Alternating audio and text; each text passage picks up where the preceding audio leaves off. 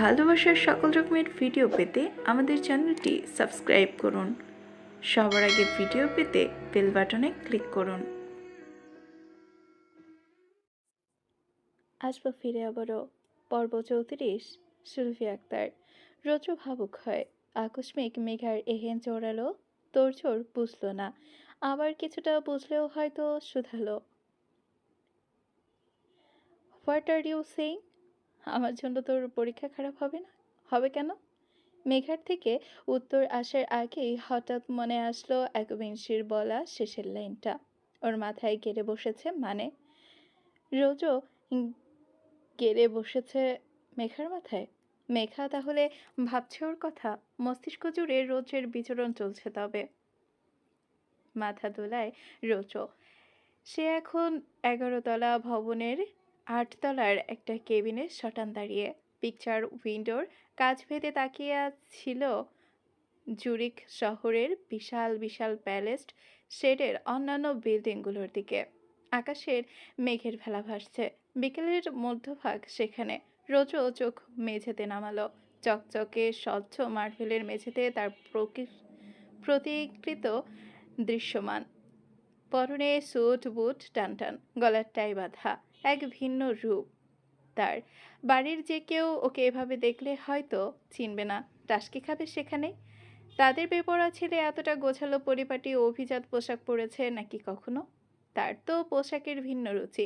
এভাবে তাকে দেখা কোনো দুঃস্বপ্নের থেকেও কম কিছু নয়। বাড়ির কেউ কল্পনাও করতে পারবে না কখনো। মেঘার কথার অর্থ খুঁজতে গিয়ে বিচলিত হয়ে পড়ল তার বেপরোয়া হৃদয়। পকেট থেকে হাত বের করে দুকদম পাশে সরে দাঁড়ালো। ছটফট করে বলল, হেই সানি, মাথায় গেড়ে বসে আছি মানে? আমার কথা ভাবছিলি তুই? বল একবার, ভাবছিলি আমার কথা? মিস করছিস আমায়? মেঘার ঘোর কাটে। সদ্ভিত ফিরে পায় রমণী। রাগ, জেদ, ছটফটানি সবকিছুই একাধারে তরপাচ্ছিল তাকে। কোন ঘোরের বশে ফোন দিয়ে এতগুলো কথা বলল ভেবে পায় না মেঘা। রোজের উদ্বেগাকুল আগ্রহী কণ্ঠে নড়ে চড়ে ওঠে। কান থেকে নামায় ফোন। চোখ বুজে নেয়। শ্বাস টেনে নেয় বুক ভরে। সে কি সত্যিই মিস করছে ওই বেপরোয়া লোকটাকে? উত্তর করে জেদি মন, মোটেও না। ও কেন মিস করবে? অনুভব মানুষ তাকেই করে যে অনুভবে অনুভূতিতে বিরাজ করে। রোজের ঠাই কেবলই মেঘার ঘৃণায়, অন্যথায় নয়। গলার টাটায় মেঘা। মিস করব? আপনাকে? কে আপনি? যে আমি আপনাকে মিস করব? সকাল থেকে মাথা গরম করে রেখেছেন। আমার নির্লজ্জ বেহায়া লোক বাড়ির সবার সামনে অপ্রস্তুত অবস্থায় ফেলেছেন আমায়। কারোর সামনে দাঁড়ানোর মুখ রাখেননি অব্দি। সকালে কি সব বলছেন খেয়াল আছে? লজ্জা নেই? আর আমি আপনাকে মিস করব? কাবি নেহি। আই জাস্ট হেইট ইউ ভ্রাইনমুখ। এসব করে কেবলই আমার প্রতি ঘৃণার মাত্রা বাড়িয়ে তুলছেন আপনি। আপনার প্রতি কেবল ঘৃণার মাত্রা বাড়িয়ে তুলছেন আপনি। রৌদ্র হাসে। হাসি চাপে শুধায় দীর্ঘ গাঢ় স্বরে। ঘৃণা করিস আমায়? কতটুকু করিস? যতটুকু ঘৃণা করিস তার চেয়েও বেশি ভালোবাসবি আমায়। বাসিস কিনা জানি না, but I swear sweetheart, ভালোবাসবি তুই আমায়। আমি বাসাবো ভালো, শেখাবো ভালোবাসা। ভালোবাসার ক্লাস নেব তোর, যে ক্লাসে প্রফেসর আমি নিজে। আমার আমার একমাত্র স্টুডেন্ট হবি তুই। হটি নটি সুইট হার্ট, ভালোবাসবি তুই আমায়? মেঘা স্তব্ধ হলো। কথা কোথায় থেকে কোথায় গড়িয়ে নিয়ে গেল এই লোক। রাগ দেখালো সে। শাইনমুখ, বাজে কথা বলবেন না। বাজে কথা শোনার জন্য ফোন দিয়েছিস কেন ইডিয়েট? দেব না আপনাকে ফোন।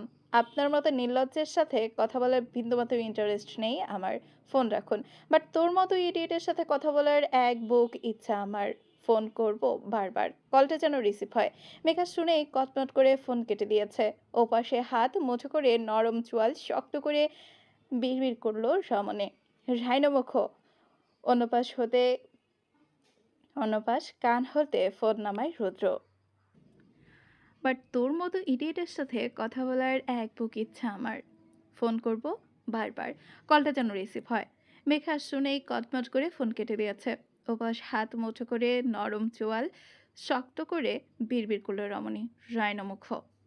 অনুপাশে কান হতে ফোন নামায় রোজ, বুক ফুলিয়ে শ্বাস টানে, মৃদু হেসে গাল ভরে ফোনের স্ক্রিনের দিকে শান্ত চোখে তাকায়। হুট করে ঠোঁটে ছোঁয়ালো ওয়ালপেপারে। অতঃপর বৃদ্ধা আঙুলের স্ক্রিনে আলগোছে স্লাইড করে বলে, হিডিয়েট, আর কত তরপাবি আমায়? আর কত বাঁচবো এভাবে? 5 বছর কি কম ছিল আমার এভাবে বাঁচা? তোকে ছাড়া, তোকেহীনা আর কত? বুক চিরে শ্বাস পড়ে। আকস্মিক বিষাক্ততায় বুজে আসে চোখ। পেছন থেকে একখানা ঠান্ডা পুরুষালী কণ্ঠ নীরবতা ভেঙে পুরো নিস্তব্ধ কেবিনে। দরজা ঠেলে কেউ অনুমতি চায় বিনয়ের সুরে। Sir, may I come in? Rose কপাল গুটিয়ে কিছুটা বিরক্ত নিয়ে সহসা তাকালো। সুটবুট পরনে তরতাজা এক যুবক, চেহারায় বেশ বিদেশি আভিজাত্য।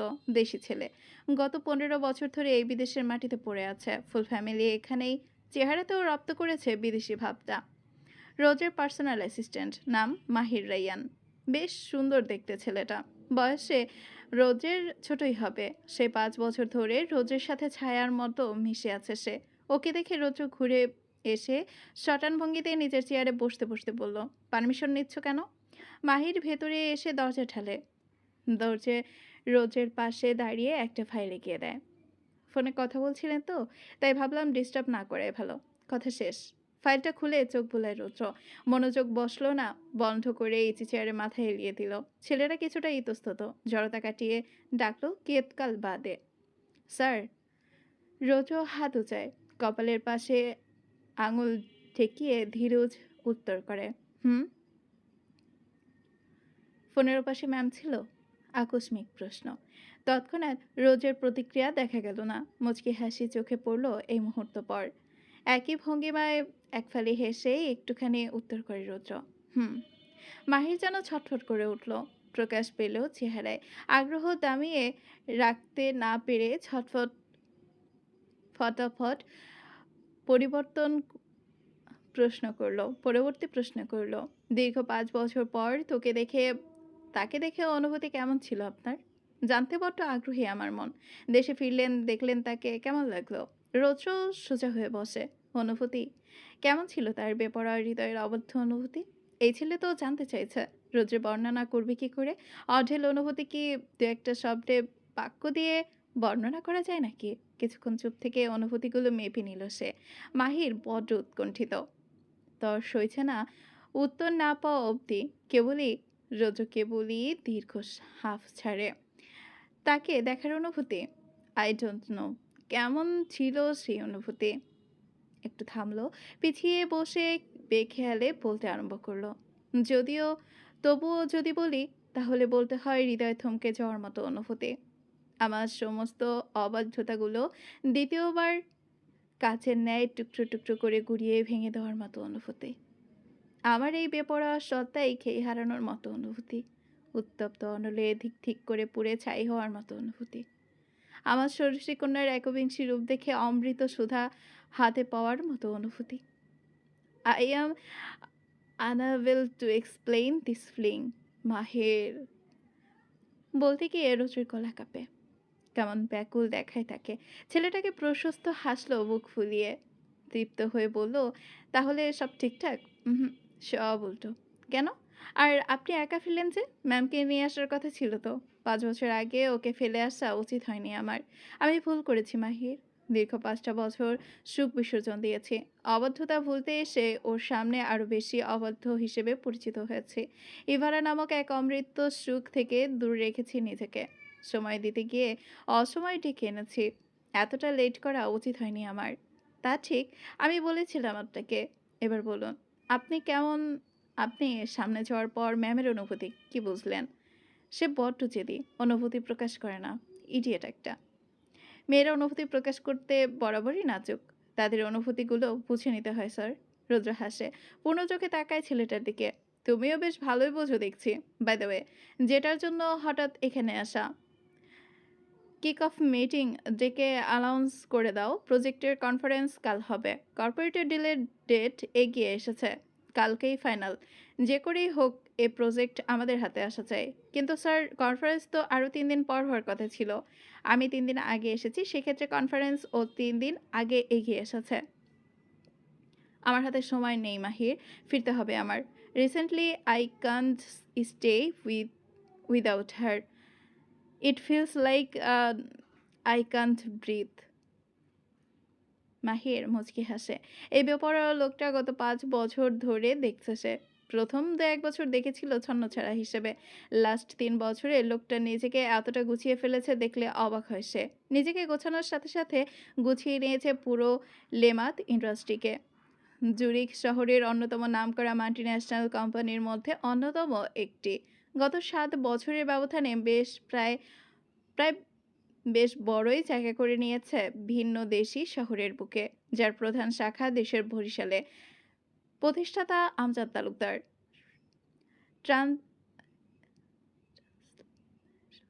ট্রান্সনেশনের প্রতিষ্ঠাতা তার একমাত্র ছেলে আরাফ তালুকদার। সেই লেমাত ইন্ডাস্ট্রিজ সব ক্ষমতা এখন জুলফিক কবির রোজু নামক এক বেপরোয়া ছেলের হাতে। যে ক্ষমতা হাতে পেয়ে পরোয়া শিখেছে সেই ছেলে বুঝেছে কিসের কিছুটা কদর। গত ৫ বছরে খুব যত্ন করে গড়ে তুলেছে এই গোটা লেমাত ইন্ডাস্ট্রি, সামলেছে নিজ হাতে। পূর্ণ ক্ষমতা তার হাতেই। সেই তাগিদে একটা বড় প্রজেক্টের কাজে হুট করে রৌদ্রকে চলে আসতে হয়েছে এখানে। বেশ বড় অ্যামাউন্টের ডিল হাতে আসতে চলেছে। যদিও বা রৌদ্র কেবলই এ কারণেই আসেনি, তার আসার কারণ আছে আরও একটা। মেঘার উদ্বিগ্নতা দেখতে চায় সে, পোড়াতে চায় ওই ইডিয়েটটাকেও। মাহির কিছুক্ষণ চুপ থাকলো। রৌদ্র যেহেতু বলেছে সেহেতু কালকেই সব হবে। বিরক্তি করল না সে, বলল, ডিল সাইনিং করেই চলে যাবেন? ইনসেপশনে থাকবেন না? প্রয়োজন হবে আপনাকে এখানে। আফটার অল সব আপনার হাতে। কিছুদিন থাকবো, বাকিটা তোমাকে সামলাতে হবে। রোজের কথা শেষ হলো। তাৎক্ষণিক একখানা ছোট চিকন বাচ্চা কণ্ঠ ভেসে আসলো দরজার দিক থেকে। উদ্বিগ্ন নিয়ে ডাকলো কোনো বাচ্চা, পাপা, ইয়া মাম্মা। রোজও ভরকানো পুরো উত্তরে ডাকের বিপরীতে সহসা চকিতে দরজার দিকে ছলকে তাকালো সে। সাথে সাথে মাহিরও। হাসি ফুটলো বেপরোয়া ছেলেটার অশ্রুপুটে। বেখেয়ালে তার হাসি প্রকার থেকে দীপ্ত হয়। ভরা চোখে প্রশান্তির রেখা দেখা দেয় আপনা আপনি। দাঁড়িয়ে যায় সে। কাছের দরজা ঠেলে ভেতরে ছোট ছোট দু পায়ে পিট পিট করে ভেতরে ঢুকলো ছোট্ট একটা বাচ্চা। রোজও তাকে দেখে ফিক করে হাসলো, মুখে দুহাত রেখে। এক ঝটকায় ছুট লাগালো, অতঃপর ছুটে এসে দাঁড়ালো রোজের সামনে। উচ্চতায় রোজের হাঁটু ছাড়িয়েছে একটু আধটু। রোজও চোখ শুরু করে ভ্রু নাচায়। হাঁটু কেড়ে বসতেই বাচ্চাটা ছোট ছোট দুহাতে আঁকড়ে নিল ওকে। বলল ঠোঁট নাড়িয়ে, লাভ ইউ পাপা। মৃদু হাসে রৌদ্র। ছোট্ট ছানাটাকে নিজের প্রশস্ত বুকে আগলে নেয়। ঠান্ডা স্বরে প্রত্যুত্তর করে, love you too mamma, but why have you come here? বাচ্চাটা তোতলানোর সুরে মুখ খুলে, মিস করছিলাম তোমায়। আচ্ছা, আমার মাম্মা মিস করছিল আমায়? রোজুকে ছেড়ে পিটপিট করে চোখ তুলে মাথা তোলায় বাচ্চাটা। রৌদ্র ফিক করে হাসে, বলে তার মাথায় হাত বুলিয়ে, কার সাথে এসেছো? মাম্মা। মাম্মা কোথায়? পেছনে তাকালো পিচ্চিটা। সাথে রৌদ্র নিজেও। কেবিনের দরজা ঠেলে সদ্য প্রবেশ করেছে গুটি শুভ্র ছিপছিপে এক রমণী। রৌদ্র ওকে দেখা মাত্রই কিছুটা ধমকানোর সুরে বলে, ওকে একা ছেড়েছ কেন? রমণী চোখ গোল করে তাকায়, ধাপ বাড়িয়ে বলে বিরক্তি করে, ওকে আমি একা ছেড়েছি? জিজ্ঞাসা করে দেখো তো। খুব দুষ্টু হয়েছে তোমার আদরের মেয়ে। লিফট থেকে হুড়মুড়িয়ে বেরিয়েই ছুটে এসেছে তোমার কেবিনে। আটকাতে পারলে তবেই না সামলাবো। কথা শেষ করে দুহাত বুকে আড়াআড়ি ভাঁজ করে রেখে চোখ পাকিয়ে তাকায় বাচ্চাটার দিকে। মায়ের এমন সুচালো দৃষ্টি দেখে কোমল হাসে বাচ্চাটা। রমণী কণ্ঠ ভার করে মুখ খুলে পুনরায়, মিনি, আমার কাছে আসো। পানিশমেন্ট পাওয়া বাকি আছে তোমার। বলেছিলাম না ছুটোছুটি করবে না? লিফট থেকে বেরিয়েই ছুটে এসেছো তুমি। পড়ে গেলে কি হতো? ন মাম্মা, বলে দেয়নি তো আমি। পড়ে যাওনি? যদি পড়ে যেতে? রোজও উঠে দাঁড়ালো, মিনিকে কোলে নিয়ে আদর করে। রিসা, বকবে না আমার মাম্মাকে। আমার মাম্মা মিস করছিল আমায়, তাই চলে এসেছে। তাই না মাম্মা? ইয়া পাপা। মিনিকে সোফায় দাঁড় করাতেই রিসা মুখ খুলল এগোতে এগোতে। আর আশকারা দিও না ওকে। বাসায় মাথা খাচ্ছিল পুরো। সে তার পাপার কাছে আসবে। অনেক দিন দূরে ছিলে তো, তাই বারবার কাছে আসতে চাইছে। এ কদিন ভীষণ মিস করেছে তোমায়। ইটস ওকে, বসো, কফি দিবে? মাহির কফি নিয়ে আসতে বলো 3টে। আর আমার মাম্মার জন্য তার ফেভারিট আইসক্রিম। মিনি উজ্জ্বল হেসে হাত বাড়িয়ে বলে, ফোন দাও তোমার, আমি গেম খেলবো। রৌদ্র হেসে পকেটে হাত ঢুকালো। মিনির স্বভাব রোজের ফোনে গেমস খেলা। রিসাওকে ফোন থেকে যথাসম্ভব দূরে রাখে। কেবলমাত্র রোজের কাছে আসলেই বায়না জুড়ে বসে সে। আদুরে আদুরে আহ্লাদে আবদার করে সেই ছোট থেকেই। 4.5 বছর পেরোলো। মিনুর বয়স এখন 4.5। কথা বলতে গিয়ে বেগ পায় এখনো। রোজের জীবনের অন্যতম সফট কর্নার সে, দ্বিতীয়তম বলা চলে। রোজকে পাপা ডাকা প্রথম কেউ, রোজের কোলে ওঠা প্রথম কোনো ছোট্ট শিশু। রোজের সমস্ত রাগ গলে জল হয় তার সামনে। কি মিষ্টি একটা মেয়ে, খুব আদুরে। রোজও ওর জন্মের পর যখন ওকে প্রথম কোলে নিল, তখন পুরো দুনিয়া থমকে গেছিল ওর সামনে। স্তব্ধ হয়ে গেছিল সে। সেই থেকে আজ অবধি স্তব্ধ সে এই অবুঝ নিষ্পাপ শিশুটার সামনে। সবকিছু হার মেনে যায়। মিনি নিষ্পাপ আদুরে মুখশ্রী হতে চোখ সরিয়ে ফোনের দিকে তাকালো রোজও। লক খুলে এগিয়ে দেওয়ার আগেই থামলো। ফের ফিরিয়ে নিল ফোনটা, বুকের সাথে চেপে ধরে আর চোখে পাশে রিসার দিকে তাকালো। মামা, আমার ফোনে কিছু ইম্পর্টেন্ট ডকুমেন্টস আছে। তুমি মাহির আঙ্কেলের ফোনে গেমস খেলো, ওকে? মাহির, তোমার ফোনটা দিয়ে যাও আমার মাম্মাকে। মাহির আদেশ তালিম করলো। রিসা এতক্ষণে পূর্ণ দৃষ্টি দিয়ে তাকালো রোজের দিকে। মেনির ধ্যান এদিক থেকে সরতেই নিচু স্বরে বলল, রোজো, তোমার সাথে কথা আছে আমার, বলো। শুনলাম প্রজেক্ট কনফারেন্স এগিয়ে এনেছো। কাল। ফিরবে কবে? দেরি হবে। দেরি কেন? আমি তো বলি এত তাড়াতাড়ি তোমার আসাই উচিত হয়নি। হাসলো রোজো। তাড়াতাড়ি করাটাও উচিত হবে না। কেউ একজন মনে করুক আমায়, ডাকুক নিজে থেকে, তারপর ফিরবো। তাহলে কনফারেন্স এগোলো কেন? এগোনোর ক্ষমতা আছে তাই। ক্ষমতা খাটাতে ইচ্ছে হয় মাঝে মাঝে। রিসা মুচকি হাসে। শহরের বুকে নতুন সকালের আবির্ভাব। বেলকনির পর্দা ভেদে আসা এক ফালি রোজের সোনালি আলো। মুখে পড়া মাত্রই ঘুম ছুটে গেছে একবিংশের। মাঝে কয়েকটা দিন কেটেছে। 5 কোর্সের এক্সাম চলছে টানা। 4টে শেষ আর একটা। এই একটাই যেন গলায় বিঁধে আছে মেঘার। সময় কাটছেই না, কাটতে চাইছে না, যেন থমকে আছে এক জায়গায়। কি আশ্চর্য! অনাকাঙ্ক্ষিত সময়গুলো কেটে যায় কত তাড়াতাড়ি চোখের নিমিষেই। অথচ অনাকাঙ্ক্ষিত সময়গুলো যেন কাটতেই চায় না। এই যে রোজও দেশে ফিরল। ফিরে প্রায় 2 মাস ছিল দেশে। চোখের পলকেই যেন সে সময়গুলো পেরিয়ে গেছে। অথচ ও চলে গেছে আজ প্রায় সপ্তাহ 2 এই কটা দিন যেন কয়েক বছরের সমান লাগছে। সময়ের পতন হয় না কিছুতেই, মেলে না তৃপ্তির ফুরসত। লোকটা আর ফিরে আসে না, কথাও বলে না কারোর সাথে। সেদিন লাস্ট কথা বলেছিল মেঘার সাথে। ওই যে বলল কাল কল করবে মেঘাকে, কিন্তু কই, আর তো কল করলো না, খোঁজ নিল না। এই কটা দিন নিখোঁজ রইল। মেঘা কে তার? কেনই বা খোঁজ নেবে? ঘুম ভেঙে আগলা হতে না হতেই এসব আজগুবি চিন্তা মাথাটাকে কুড়ে কুড়ে খেলো মেঘার। চোখ না মেলেই নিস্তেজ হয়ে পড়ে রইল বিছানায়। চিন্তার পরিবর্তন করার চেষ্টা করলো। কাল লাস্ট এক্সাম, তারপর শেষ। মুক্তি মিলবে কিছুটা চাপ হতেই। কে খোঁজ নিল না নিল তাতে কিছু এসে যায় না। রমণীর 5 বছর নিখোঁজ হয়ে থেকেছে, এখন কেন খোঁজ প্রয়োজন? কিসের তাগিদে? মেঘার মন ভার। ঘড়ির কাঁটায় সময় গড়িয়ে যাচ্ছে। 9টা বাজতে চলল। ছুটির দিনগুলোতে আলসেমি করে একসাথে ব্রেকফাস্ট করা হয় না। সাফাও ঘুমিয়ে এখনো। দরজায় খট করে শব্দ হতেই হুড়মুড়িয়ে উঠে বসলো মেঘা। একটুখানি ভরকেছে। রুবিনা কবির এসেছেন। মেঘা অবাক হলো, অপ্রস্তুত কিছুটা। ঘুম ঘুম চোখ ডলে পরিষ্কার করলো, পরিপাটি হয়ে বসলো। অতঃপর রুবিনা কবির ভেতরে ঢুকে নিজ থেকেই বললেন, সকাল হয়ে গেছে, উঠবি না? হ্যাঁ হ্যাঁ মামনি, এই তো উঠছিলাম কেবল। ঘুম হয়নি? আরো ঘুমাবি? না, হয়েছে ঘুম। তুমি এখানে আমাদের রুমে? মেঘা ইতস্তত। কথা বলতে গিয়ে কথার ভার মেপে নেয় প্রথমে। কখন হুট করে চড়ে যান রবিনা কবির বলা তো যায় না। ভদ্রমহিলা সরু চোখে মেঘাকে পরখ করলেন, এগিয়ে এলেন সোজাসুজি। রোজের সাথে কথা বলেছিলিস? মেঘা অপ্রস্তুত হয়ে পড়ে দ্বিগুণ। চোখ নামিয়ে সত্য উত্তর করে, না। ফোন করে? কথা বলবো আমি। ফোন কর, কথা বলবো আমি। আমি? হুম, তোর ফোন থেকে। একবিংশে তবদা মেরে বসে রইল। আবার এক আদেশ করলেন সুবিনা কবির। এই কদিন চুপ ছিলেন তিনি। ছেলের সাথে যোগাযোগ করার চেষ্টা করেননি। আজ একটু আগে ফোন করেছিলেন বেশ কয়েকবার। ছেলে তার ফোন ধরেনি। তাই সোজাসুজি এখানে এসেছেন। তার তপ্ত কণ্ঠে কাঁপা কাঁপা হাতে তুলে নেয় মেঘা।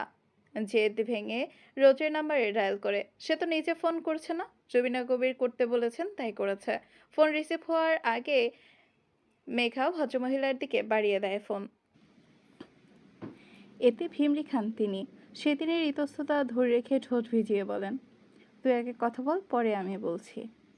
এবারও সেদিনের ন্যায় প্রথমবারেই ফোন রিসিভ হলো। সেখানে ভোর 4টে। রোজও ঘুমে টাল। আধো আধো স্বরে মুখ খোলার জন্য প্রস্তুতি নিচ্ছিল সবে। তার আগেই ধরফড় করে জবান উচালো একবিংশী। মামনি আপনার সাথে কথা বলবে, কথা বলুন। বাক্যখানা শেষ করেই রুবিনা কবিরের হাতে ফোন ধরিয়ে দিল সে। ঝটফট করে নেমে দ্রুত কদমে ওয়াশরুমে ঢুকে পড়ল ফ্রেশ হওয়ার জন্য। ফোন কানে ঠেকালেন রুবিনা কবির। দৃঢ় কণ্ঠে বললেন সব দুর্বলতা ঠেলে, কেমন আছিস? ভালো। তার ছেলের এক শব্দের উত্তর। পাল্টা কিছু শুধালো না। মেঘার উপর বিরক্ত হয়েছে সে। এই কদিনে নিজে থেকে যোগাযোগ করেনি। আজ এই মেয়ে ফোন করলো, তাও আবার নিজে কথা বলার জন্য নয়।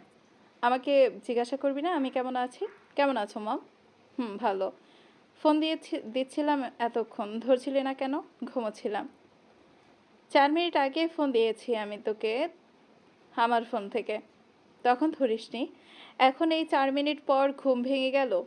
মেঘা ফোন করেছে বলে ঘুম ছুটিয়ে একবারই রিসিভ করলি ফোন? অথচ আমি তোর মা। আমার ফোন ধরার প্রয়োজন বোধ করিস না? প্রয়োজন যেখানে সেখানেই তো প্রয়োজন বোধ করব।